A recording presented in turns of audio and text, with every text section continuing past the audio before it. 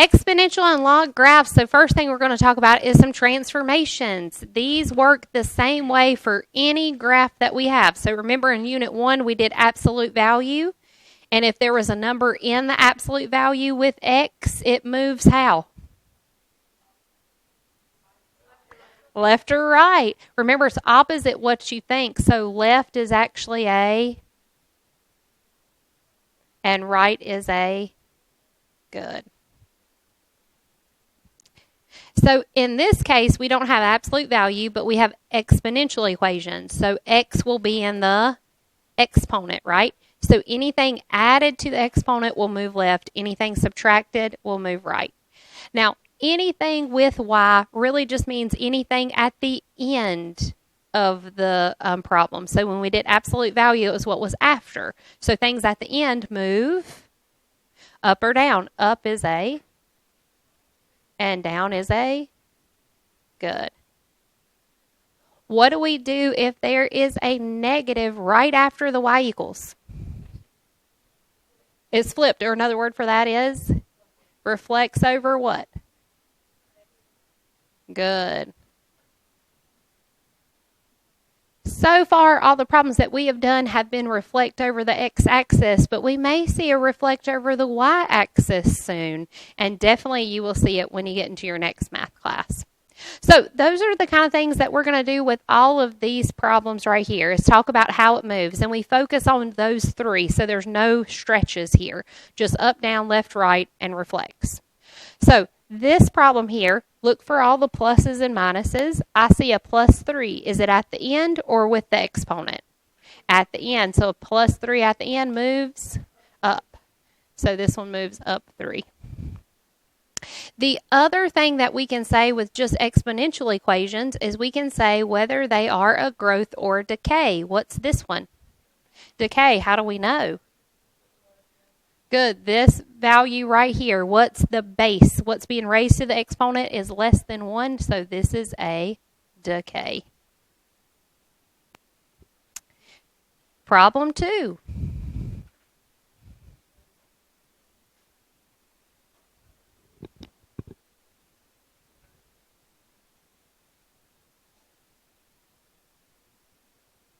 Yep, that's it. All right. Number 2, what do we think about this one? I see a minus 4. Where's that minus 4? It's with x, so it moves right 4. Now we have to figure out, is this a growth or decay? So what's being raised to the power? The e. Does anybody remember e is about? Oh, type it in your calculator. Grab those calculators. What is e to the first power, or just e?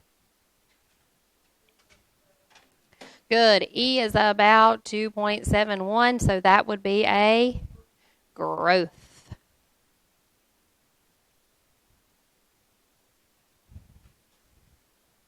Our next problem, we got a plus 3 and a minus 1. So where's this one going to move? Good. Left 3 and down 1. So that plus 3 is with x, so it's going to move left. Now here we don't have any plus or minus, but we have a negative x. That negative is not right after the y equals, it's with the x. Do we know what happens with that? Oh, possibly. Oh, I forgot. Is this growth or decay? Growth. Sorry. Thank you, Jenna. Okay, let's look at problem 4. Let's see what happens when the x is negative. So y'all grab your calculators. Let's type it in y equals.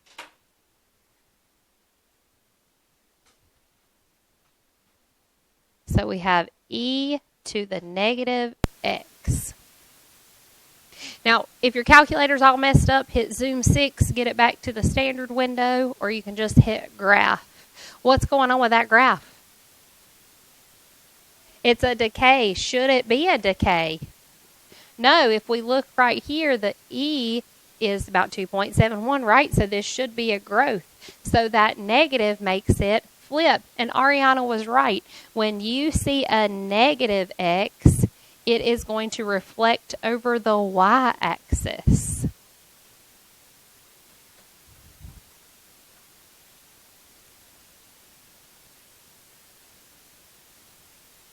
So when it does that reflection, it flips from a growth to a decay. We don't talk about negative x's too much, but they do appear. So anytime it reflects, make sure you change from growth to decay. Or if it was a decay, it would change to a growth. Don't pick it up, Nathan. All right, so now this one right here, y equals negative. Oh, I said y equals negative, so what is it? Reflects over the y, or not y, sorry, over the x-axis. Now, again, when it does that reflection, even if it reflects over the x, if you graphed it, it's going to reflect, which means it's going to flip. So right now, this is showing a decay. So it's going to change to growth. Very good. Does that make sense? Okay. So when you do these for homework, make sure you keep your notes out. And you might want to put a little star by those two. Maybe make yourself a little note. If it reflects, you got to change that growth decay. Now, our log problems here, problems 6 through 10, we're not going to state them as growth or decay. We're going to graph logs in just a little bit, and you're going to see that they basically all look the same. We're not going to have a growth or decay with logs. So all we need to do is explain how these translate. So how does this one translate if you have x plus 2? Left 2, yep, because it is with x. If it's in the parentheses, it's with x. What about this one? Down 4.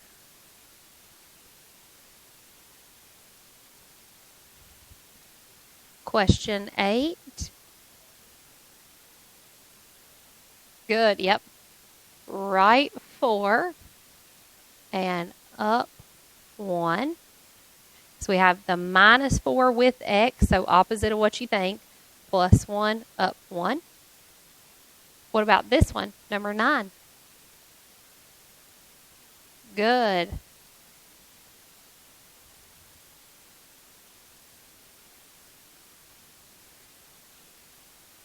Does it have any addition or subtraction on that one? No. So is there any other transformation? Doesn't matter. So doesn't matter what the base is, and it doesn't matter if it says log or natural log. Okay, and our last one right here, if you hadn't written it down, don't forget to write it down because you couldn't see it a minute ago.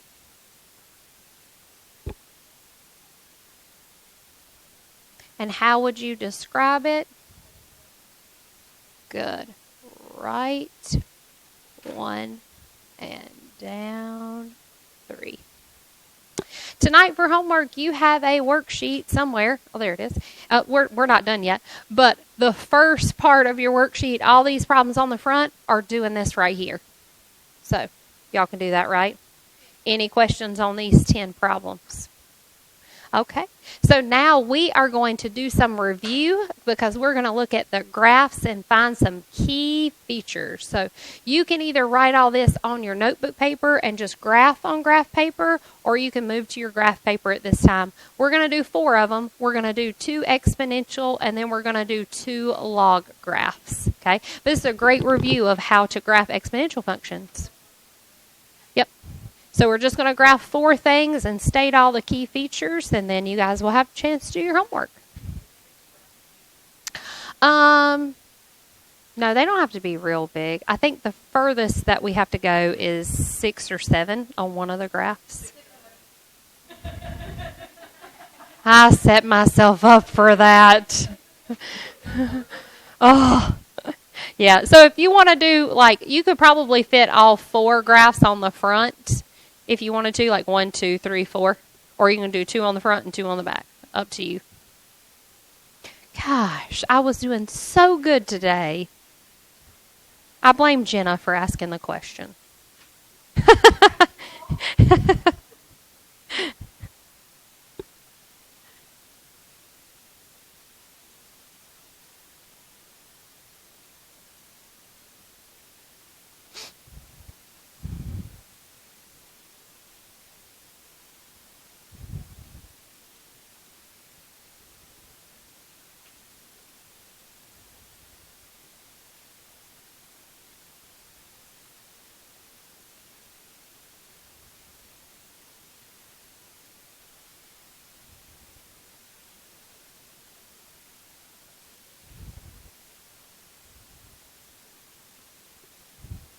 A lot of the key feature things that we find today are going to be like infinity, all real numbers, and none, because there's a lot of things that kind of don't happen, or maybe they go straight up or level off or all that kind of stuff. So just think about looking at the graph.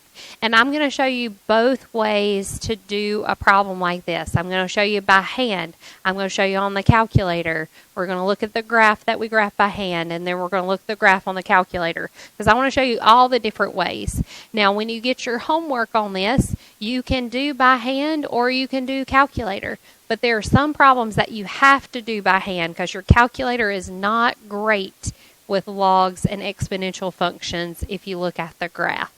And I'll show you some examples of that as we go through. So make sure you listen to both ways just in case you need them. All right, let's practice graphing this exponential function. If you don't have all these written down, you can write them down as we talk about what they are, because they're the same for every problem. So first off that we have is our x-intercept. We can find our x-intercepts by hand. How do we find an x-intercept by hand? Well, it is where it crosses the x-axis of the graph. How do we find it without a graph?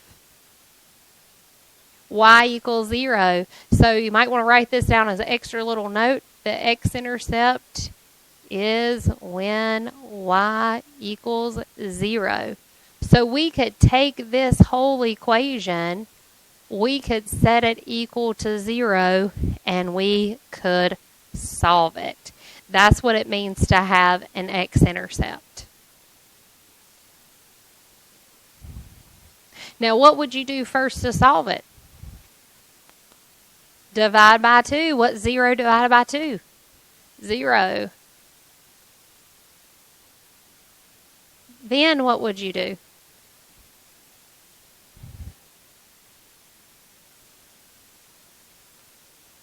You wheel it out. Anytime that you have an equation, you get to this point, you do the wheel.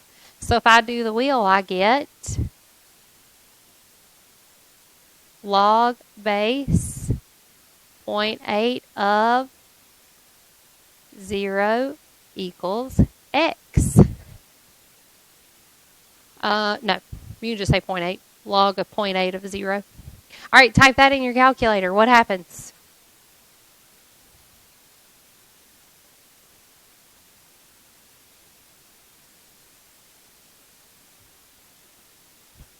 I bet your calculator is in.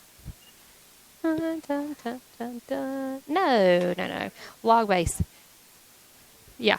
You get an error message. That is exactly right. You will get an error message because you actually can't take the log of 0. If you get an error message, what does that mean that your x-intercept is? None. 0 is a number, so it's going to be none for that one. Now, let's graph it to figure out why it is none. Remember, we graphed these last week. It's been a while, but to graph them, we picked out our A, our B, and the horizontal asymptote, that HA. Yes. What is A in this problem? 2. What's B? What does B tell us? So this is a decay. What is HA for this problem? 0. It's y equals 0. Do you remember how we talked about that when we graphed them? It was the number that was added to the end. Is there anything added to the end here? No.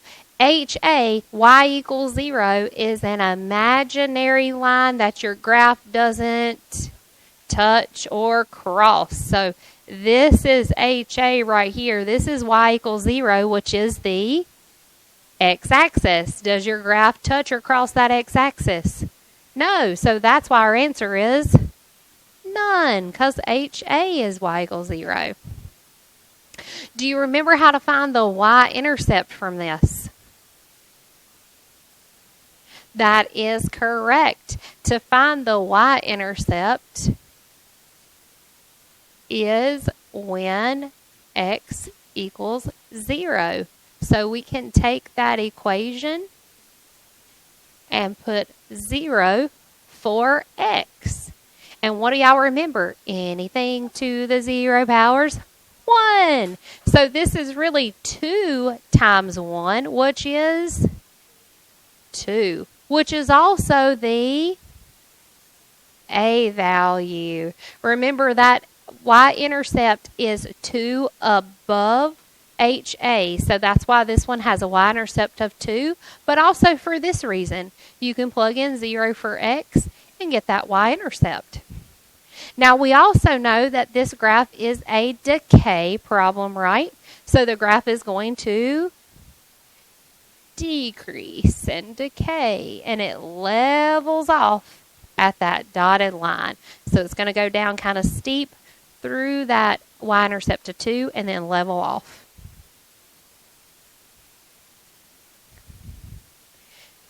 Now, if you are great with using your calculator and you like your calculator, you can graph this on your calculator as well, and you will see the same thing. So just showing it to you real quick.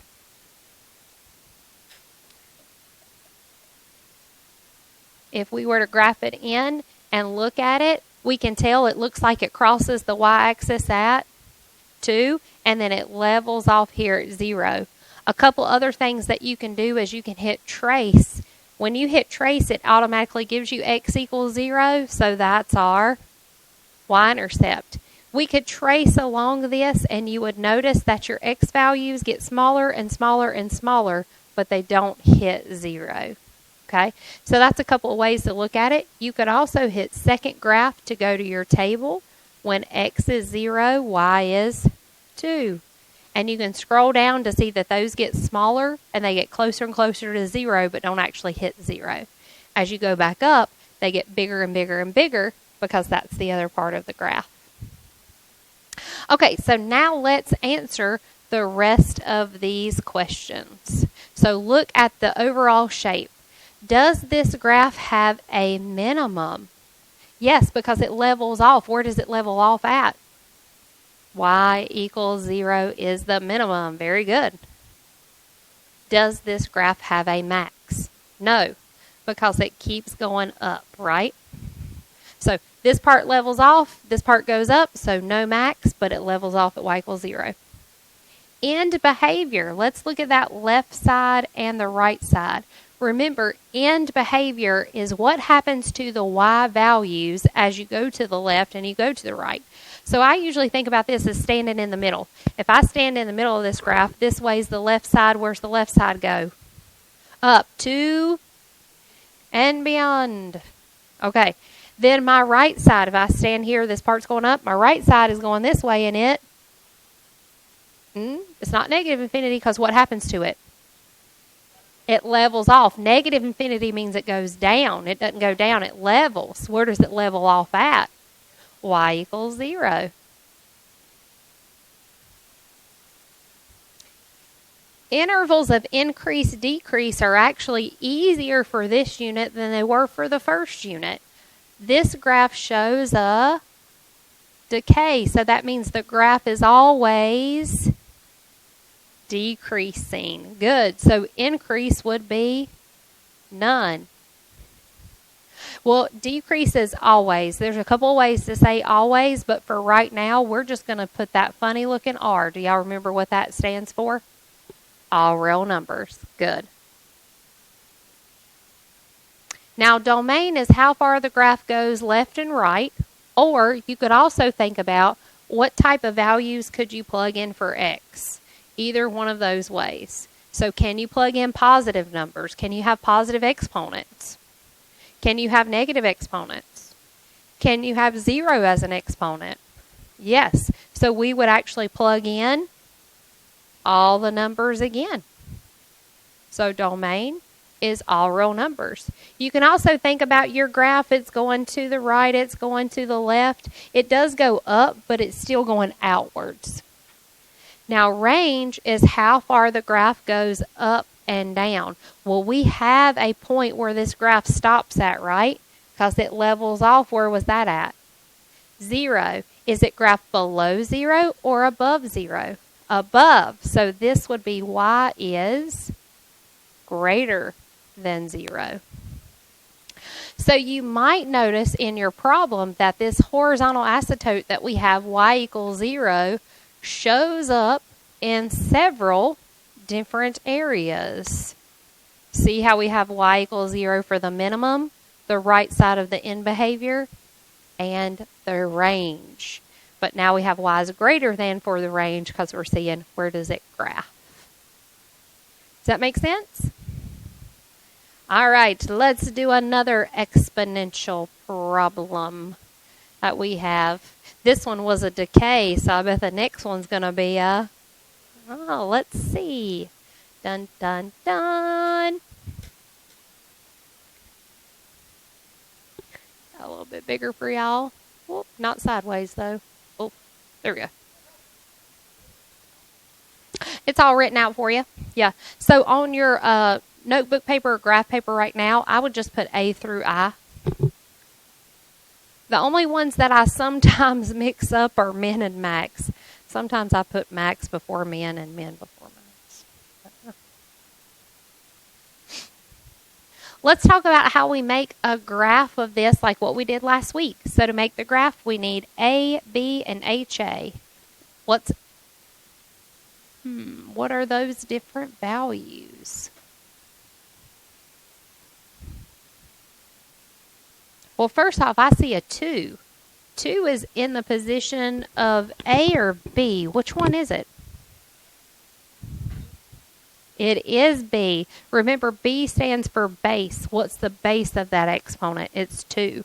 So A is usually in front of it. What's in front of it? 1. Good. It's an imaginary 1 times that 2 to the x. So if there's no A, it's an imaginary 1. We did several of those problems in our notes. It didn't write the 1, did it? There we go. Now, what is HA? Correct. Y equals -3, which also deals with our translations because the -3 makes the graph move down 3. So let's draw that XY axis and let's plot this. How would we plot it? Go down 3 and put a what? Dotted line. That's one of the things that I want to see. So when you do your test, the dotted line. Then do your y-intercept. Where is my y-intercept? -2. Yep. It is 1 up from the dotted line. So if A is 1, it's telling you go 1 up from that dotted line. What does B equals 2 tell us? Growth.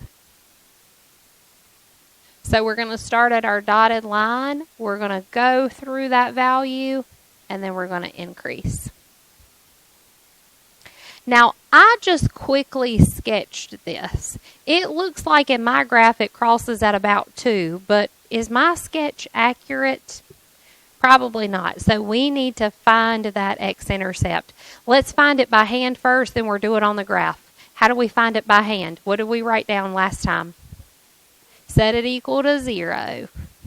So we have 2 to the x minus 3 equals 0.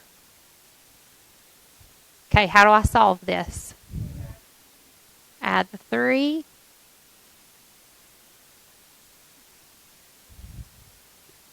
I can't divide here, so what do I do? Can't root. Do the wheel. Remember, we do the wheel on every problem. So let's wheel it out. So we get log base of equals good. Now, grab those handy dandy calculators and now type it in. Log base 2 of 3 is 1.58. So my x-intercept is 1.58. Let's make our calculator find it too. Everybody go to y equals. This is a great review of Math 2. We did it a lot in Math 2. Hadn't done it yet in Math 3.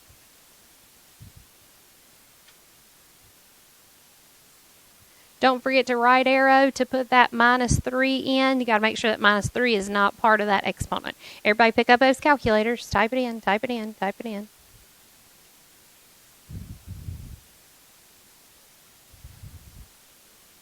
Now let's hit graph. This is a little bit more accurate picture, and it looks closer to 1.58 like what we have. But how do we make our calculator find that exact value? Second trace. Not yet. That's how we found an intersection. So that's how if we have two things. What's another word for x-intercept? 0. That's option 2. Now, your calculator won't give it to you right away. It's going to ask you some questions. So left bound means what's a number to the left of this x-intercept? 0 will work. 1, 0, -1, anything over that side. So hit 0, enter. Then what's a number to the right? 2. 2, and enter. Your calculator says, do you want me to guess? And you hit enter one more time. So I'm going to go over those steps again so that way you can see them. So it's second trace option 2. Type in a number to the left, type in a number to the right. So 0, enter, 3, enter, enter on guess. Any number to the left or to the right should work. Turn your stat plots off because it won't graph with those on. So go up to the top and hit enter and make sure they're not highlighted. Now graph it. There you go. Yep. Yeah, if you got a stat plot on, it won't graph correctly, so be careful. So you can either, I'm going to give you either option. You can solve by hand or you can use your calculator to help. Okay, how do we find the y-intercept? Put 0 for x. Use the graph or use your calculator. We've already graphed it. What's our y-intercept? Y equals -2. So you can just write that down. But if you don't have the graph, plug in 0 for x and solve. All right. Does this graph have a minimum? Where's the minimum? Y equals -3. Yeah, don't forget the y equals on all these. You got to say where it's at. Okay, does this graph have a maximum? No. Good.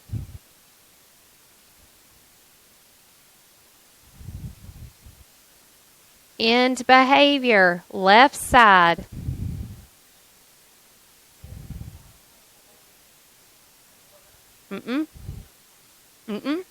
-3. Y equals -3. It's where it levels off. It levels off on the left side now. What happens to the right side?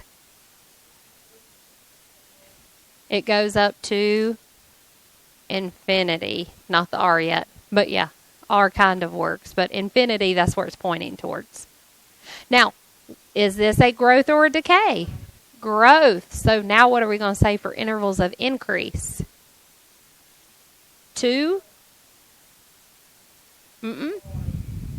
So intervals of increase says, where is your graph increasing? Jenna, you were right on this one. It is R. It's all real numbers. It's increasing everywhere because it's an exponential growth. Intervals of decrease. Where does the graph decrease?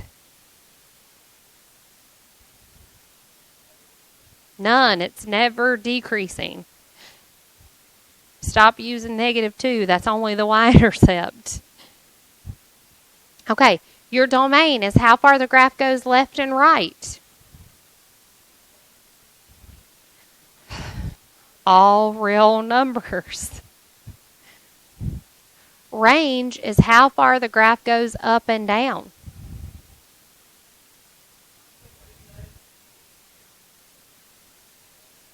Y is greater than -3. So -3 comes into play a lot, especially with parts C through I there. This is your border. We're not going underneath that border. Everything is graphed above. Are there any questions on these that you thought maybe it was something else you need clarification on?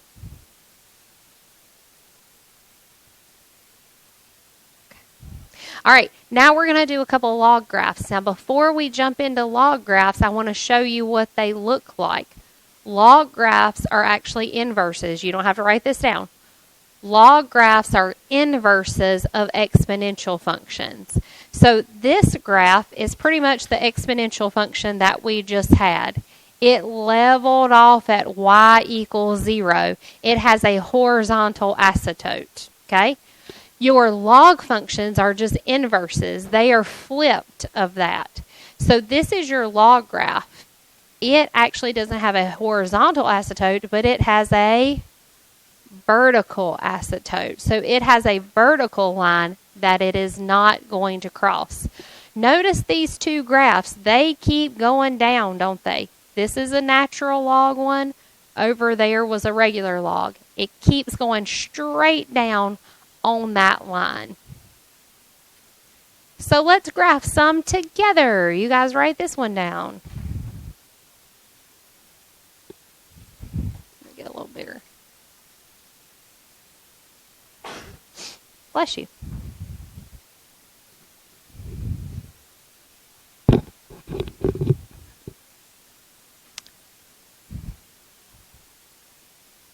Now, is there anything added or subtracted onto this log function?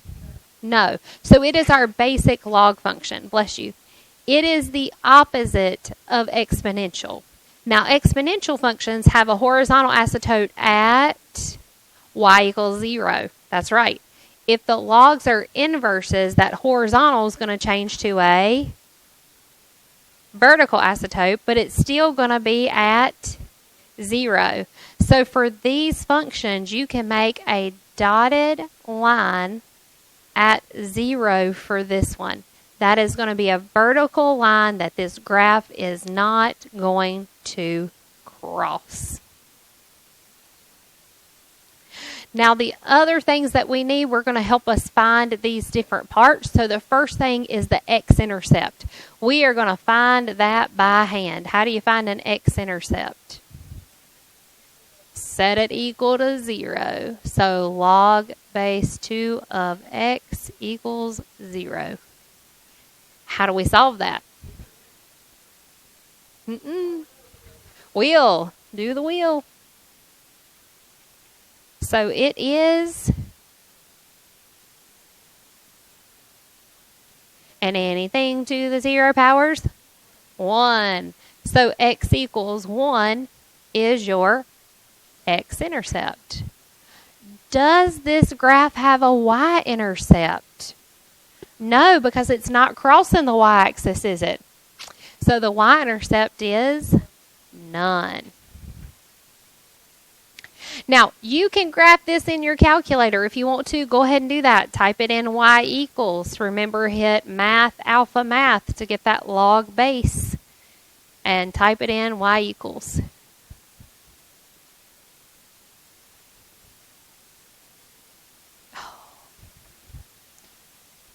Mine froze.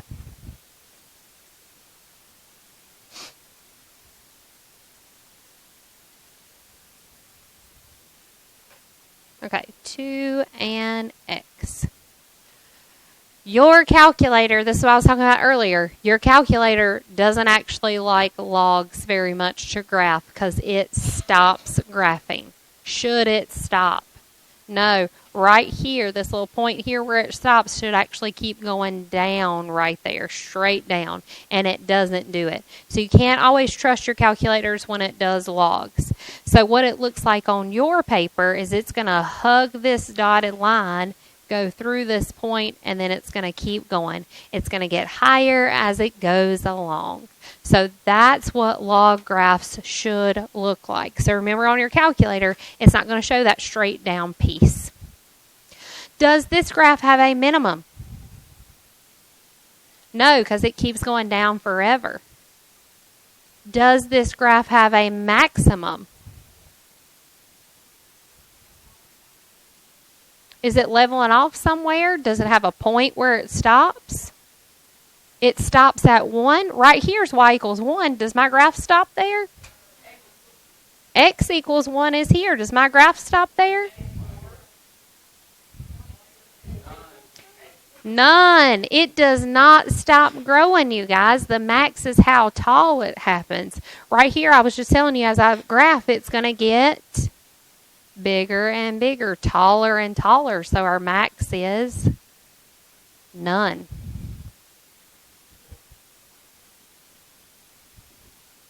Now we got to talk about our end behaviors. Now, end behaviors, you kind of start in the middle. Start in the middle of the graph. The left side goes down to not 0. There you go. The right side, we talked about, it goes up. It's going up, but it's still going up slowly, so it's going to go up to infinity. What do you notice about this graph when it comes to talking about increase and decrease? If I start here at the left side, what happens? It's increasing. Does it ever go back down? No. So increase is going to be all the time. Decrease is going to be none. There are no spots where it decreases. It's always increasing if we read it left to right. Now, your domain is different on this one. Remember how exponential functions and logs are inverses of each other. The x's and y's switch to be inverses. So your domain and range are kind of going to switch from the problems that we just did. Because when you look at this graph, is it graphed everywhere left to right? No, it has a starting point, right? It's got a boundary. Where's that boundary at?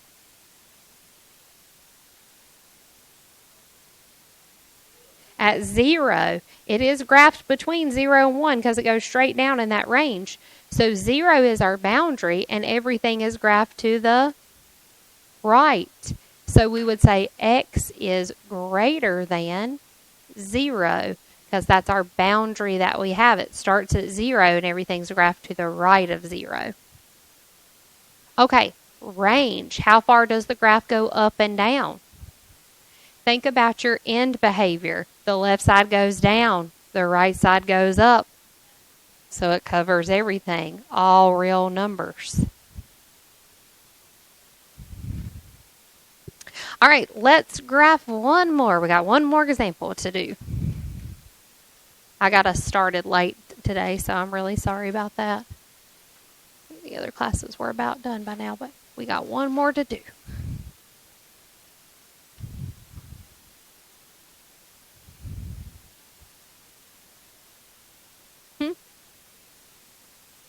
I'm going to say 7 or 8. When you see a problem like this with all those pluses and minuses, think about the translation, like what we did at the beginning. How would this translate?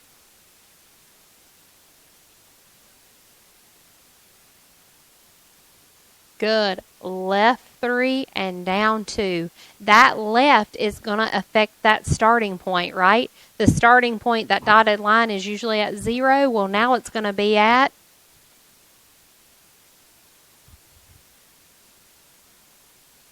-3 because we have vertical lines when we talk about logs. That vertical line, that dotted line, our boundary was at 0 in the last problem. If this is moving left 3, now it's going to be at a -3. Sometimes your graph is not very good about finding x-intercepts, so we might have to find them by hand. This is a good example to find it by hand. How do we find x-intercepts by hand? Set it equal to 0.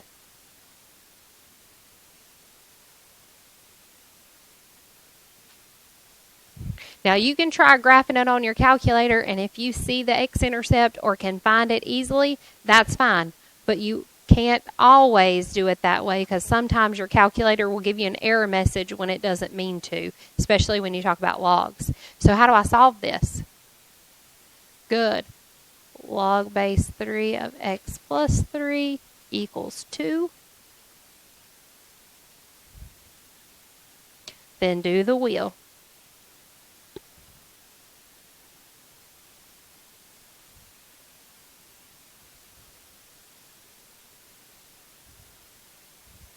Equals x plus 3. What is 3 squared? 9 equals x plus 3. So x would equal 6. 1, 2, 3, 4, 5, 6. That is my x-intercept. X equals 6. So if you can't see it on the graph or you can't find it using your second trace, solve it by hand. Now, how do you find the y-intercept? You can plug in what? What can you plug in for x?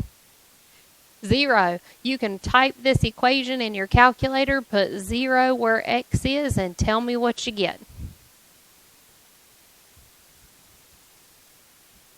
So, move your fingers.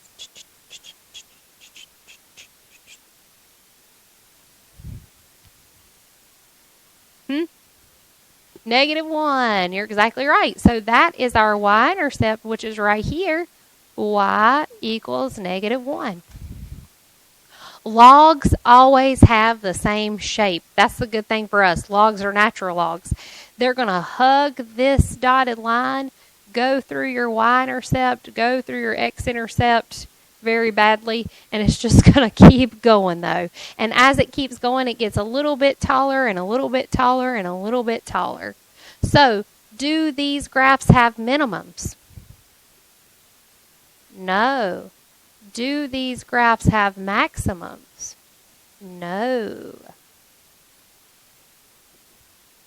What about your end behavior, the left side? Negative infinity because it goes down. What about the right side?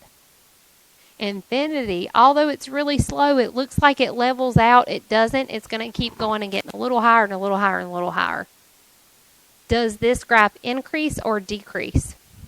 Increase. So the increase is all real numbers. The decrease is none. The tricky part we get to is the domain. But we've got a vertical line that our graph doesn't cross, which is where? So x is, there you go, you got it. So look for that shift to left and right, and that's what you're going to use here for domain. X is always going to be greater than whatever that shift is. All right, what about range? Ta-da! You got it. Anybody need any clarification on this one? Is there anything that you're unsure about on this? Okay, I'm going to pass out your homework. It's right here. So the front side, you're just saying the transformation, up, down, left, right, reflection. On the back side is the key features. I've got a quick announcement, though. I'm not going to leave my answer key on the box for a while because there were several people in all 3 classes, mostly second and third period. Y'all have a little bit more students, though, who've been coming up and just copying it down. So I'm going to carry this around with me now. So if you want to check it, you call me over and I will check it with you instead of you coming up here and just copying it down. Because there's people not showing their work and all of a sudden they have an answer. And I don't know how you can solve an equation like this without showing any work. If you are, you need to become a math teacher. Go to MIT and figure out some math. But you guys are just learning these and solving them without showing work. So that doesn't fly. So I'm carrying around the answer key instead of leaving it on top of the box. All right? Got it? All right. Let me pass out the worksheet and y'all can go to work.